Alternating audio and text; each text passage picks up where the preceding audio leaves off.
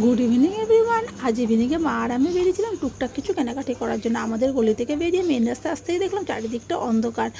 তখন মনে পড়ে গেল আজ তো মানডে, তাই এই পরিস্থিতি। মা আর আমি হেঁটে হেঁটে ঢালিপাড়ায় আসলাম আর গ্যাসের দোকান থেকে গ্যাসের নখটা চেঞ্জ করে নিলাম। আমাদের নখটা ভেঙে গিয়েছিল। গ্যাসের দোকানের পাশেই একটা মিষ্টির দোকান আছে, মিষ্টির দোকানে গরম গরম সিঙ্গারা ভাজছিল।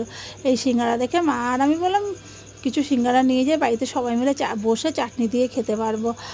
সিঙ্গারা নিয়ে মা মেয়েতে ফিরছি, গল্প করতে করতে হঠাৎ করে মায়ের মনে পড়ে গেল কিছু মেডিসিন কিনতে হবে। মেডিসিনের দোকানে ঢুকেই দেখি বড়োমামু বসে আছে। বড়োমামু ডাক্তার দেখাবে বলে বড়োমামুর সাথে কথা বলে মেডিসিন নিয়ে আমরা বাড়ির দিকে ফিরছি। আর দেখলাম রাস্তার সাইডে অনেকগুলো সবজির দোকান বসেছে। কচুর শাক দেখে আমি বললাম কচুর শাক নিতেই হবে।